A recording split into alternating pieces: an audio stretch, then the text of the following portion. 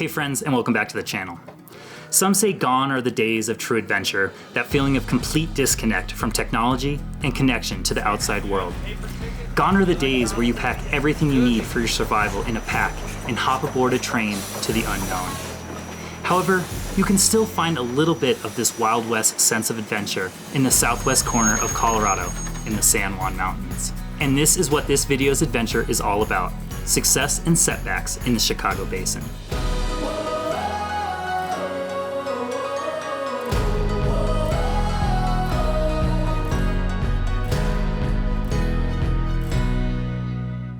Down in the southwest corner of Colorado, between the old railroad town of Durango and a rustic mining town of Silverton, sits the Weminuche Wilderness and the Chicago Basin. And the easiest access to this remote wilderness is aboard the Durango Silverton Narrow Gauge Railroad. And this is where our trip began.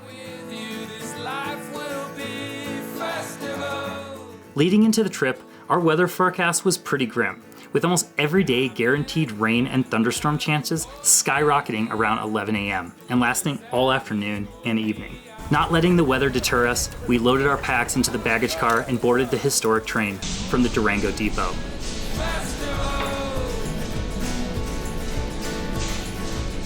It was my first time on the train. As the first and only time I was in the Chicago Basin to tag these peaks, Adam and I had backpacked all the way in from Purgatory and summited all 4 14ers, 1 Centennial 13er, and after 50 miles, 13,500 feet of gain in just 65 hours.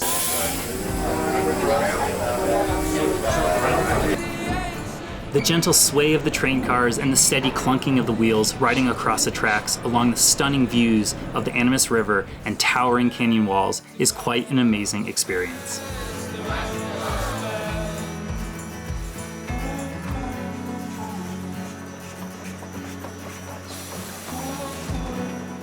A group of us planned to be dropped off at the Wilderness Access Stop at Needleton and backpack up into the Chicago Basin, which holds 4 of some of the most remote Colorado 14ers, Sunlight and Windom Peak, and Mount Eolus and North Eolus. Part of our crew planned to climb these peaks, while the others had rest and relaxation on the docket.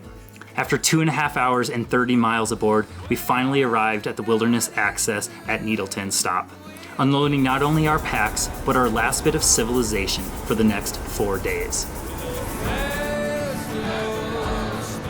Get it! We all donned our packs, crossed the Animas River, and set off on a track into Chicago Basin, looking for our campsite for the next 3 nights.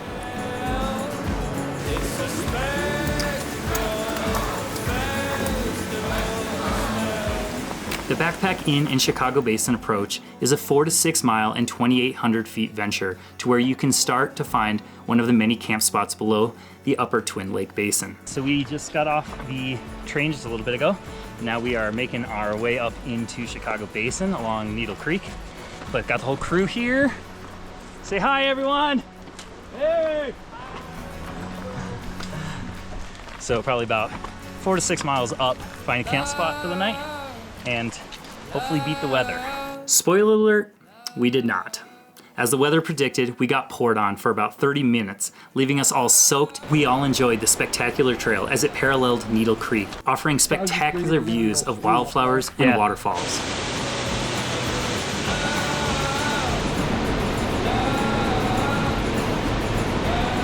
We all then enjoyed the evening, even with the on and off rain showers, and cashed in early for the early alpine start the next morning.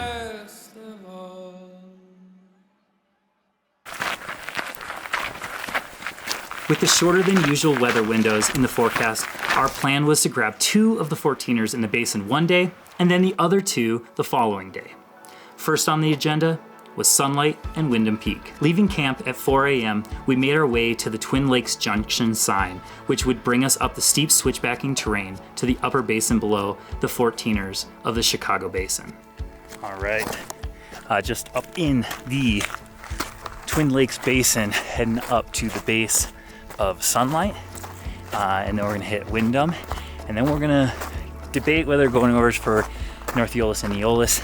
Kind of depends on whether, well, the weather.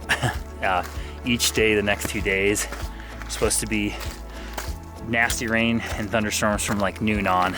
So if we can see the window, we can take it, we're gonna do it. If not, we're gonna come up and do the other 2 tomorrow. Almost there. Almost there.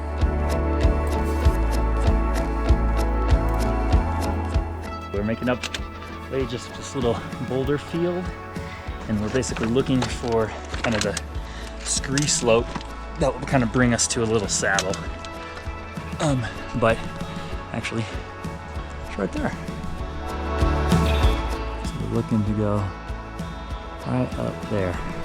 So yeah, following that kind of gully up, loose rock from what I remember. But just making our way through the talus field here. But beautiful day today, this morning at least. Really nice temperatures, no wind, it's stunning.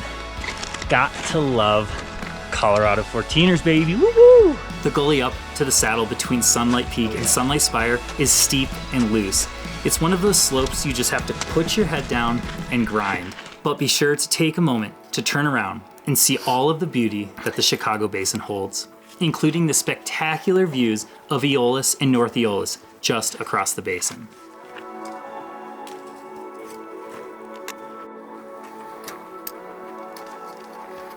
So top of the gully, coming up from down there. Mike is a little bit behind us. And then top of the gully, take a left. Some cairns, easy to at least point your way.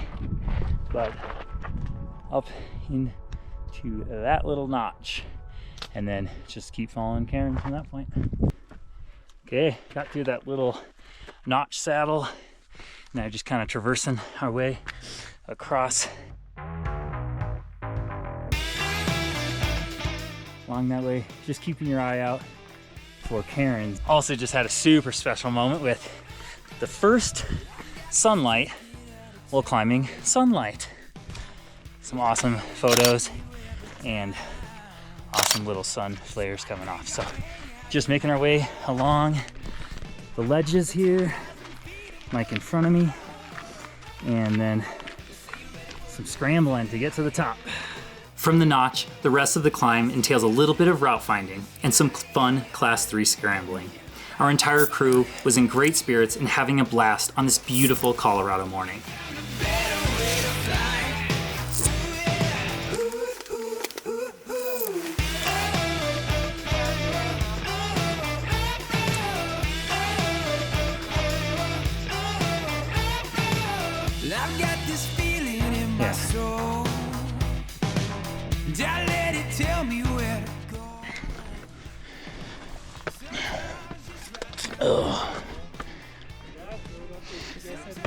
Ultimately, you're looking for this hole to climb up and through.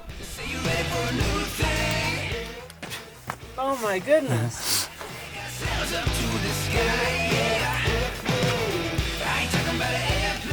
Here, you will finally set your sights upon what you have probably been either dreading or longing for, the infamous Sunlight Peak summit block. Buckle up, calm your nerves, and embrace the exposure as you make your way to the coolest Colorado 14er summit.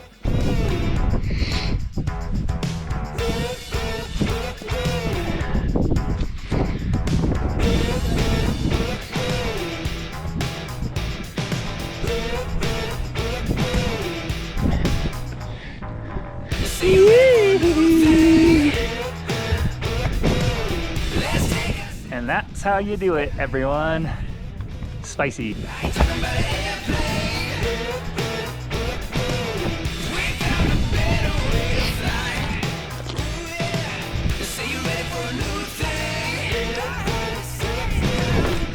Our group spent a short bit of time enjoying the 14,061-foot summit before we headed off towards Windom Peak.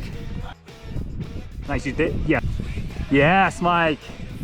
Nice, yeah! Just the crew heading off to the summit. Got some shenanigans going on here. Yeah,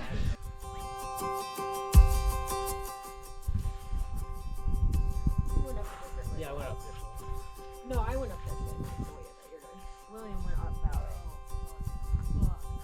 way. After coming down the kitty litter gully, we just aimed to try to stay high as we cut across looking for the rocky ledge system that could get us to the easy climb on the saddle of Windom. So, coming off of Sunlight, heading over to Windom, and you can kind of save yourself some elevation by not going all the way back down to the lake or where the trail splits, but you can kind of start cutting off a little bit high. For what we do is we're looking at basically where we can sneak between the snowfields and this kind of like rock ledge system. So that's what we're doing right now. Just cutting over, finding this little dry patch between the snow patches in which we can get the saddle of Windom. The climb up Windom is surprisingly quite fun. There are plenty of cairns to mark your way, but honestly, you can kind of make this your own adventure if you want. Staying high and just keep making your way upward.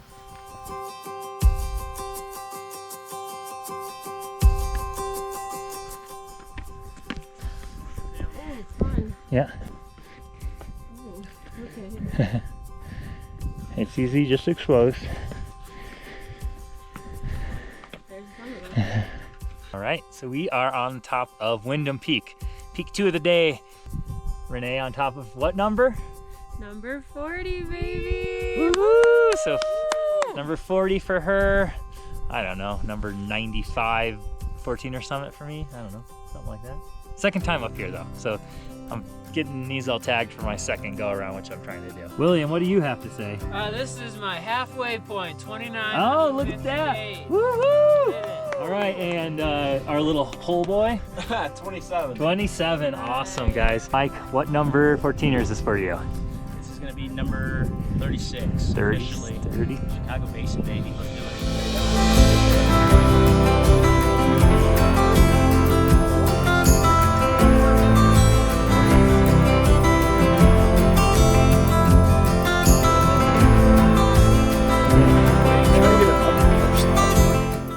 Yeah, this is actually super fun little climb, doing the cutoff point from Sunlight, and then it is kind of a fun little class 2, class 3 scrambling up to the top. Pretty enjoyable. As we descended off Windom, the weather looked as if it was gonna hold on. So Nate, Renee, and I picked up the pace and beelined it over towards Eolus and North Eolus. All right, so we are coming off of Windom, making our way down. We're thinking 3 of us are going to try to go snap the other 2 today and see if we can squeeze it in the weather window. May or may not happen. We're just kind of approaching it like we're gonna go try, but keeping the eye on the sky to see if that storm that's coming gets blown in. As we ascended, I kept watching the sky, and there were some large, billowing dark clouds on the other side of the ridge we just had come from, and some started to develop right above us as well. Having only packed up enough nutrition for the 2 peaks and pace slowing, we decided to pull the plug at over 13,000 feet, with the threat of early thunderstorms still on our minds. And in true Colorado fashion, the weather cleared up and it didn't start storming until well after 2 p.m. So, first wrong judgment call on these peaks. I was a bit annoyed and was playing it a little bit cautious, which, let's be honest, not really a character trait of mine. But I knew we'd be getting up early to start the next day and that we would surely beat the weather. Or so I thought. The Chicago Basin isn't the worst place to spend a beautiful afternoon, with the plethora of spectacular mountain vistas, raging creeks and waterfalls, and wildlife.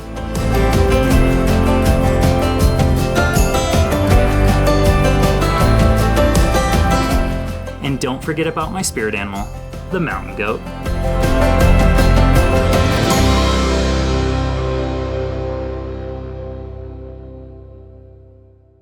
Another morning, and another alpine start. Leaving camp, we made our way back up the steep climb up to the upper Twin Lakes Basin, turning left at the lakes and making our way back up below the cliffs and into the Boulderfield. In the Boulderfield, below Eolus, North Eolus. Amazing, beautiful trail up here. It's insane that this remote wilderness area has such a good trail through the Boulderfield. Super easy to follow, even in the dark. It's like God put a staircase there.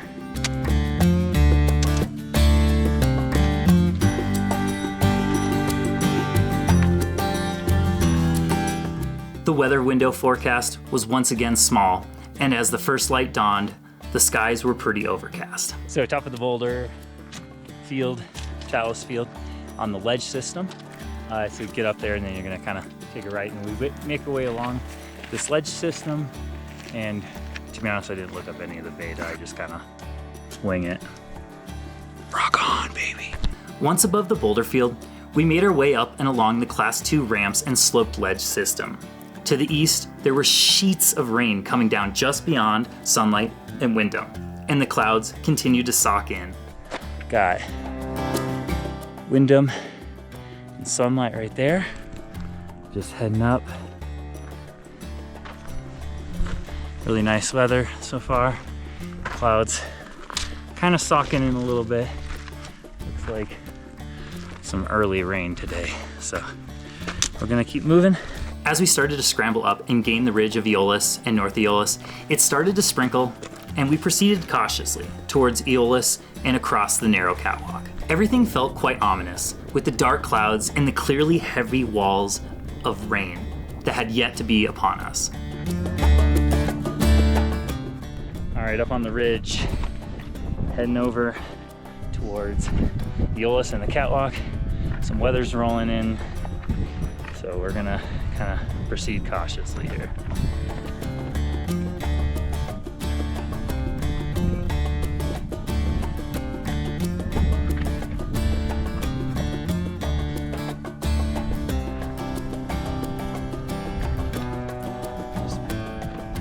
Renee, still move slow. Do not move faster than you want.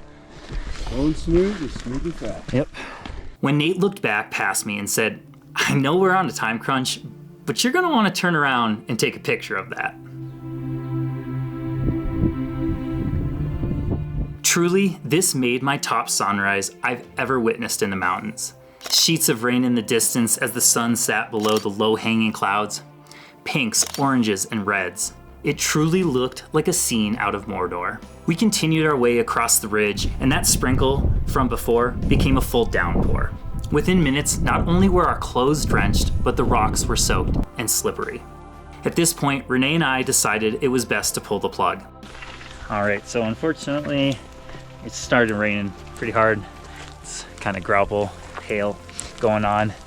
And Renee and I are deciding to pull the plug on it for right now. We're kind of doing weather checks. It's all the rock is super wet. It looks like it's kind of opening up, but we're gonna start heading our way back because it's coming down. We're getting drenched and don't feel comfortable heading on.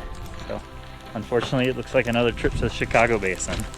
Not knowing how long it was going to rain, and then adding the grapple to the mix, we were left shivering and not confident in the rock conditions. We descended off and made our way back down to the Boulderfield, just in time for the rain to subside and the sun to come out. However, at this point, we were both over the situation. It's hard to look back and see the weather clear and know that we probably would have been okay if we had just waited it out a little bit longer. But I'm really proud that Renee made the right decision at the time, to not put her safety at risk for a mountain that isn't going anywhere.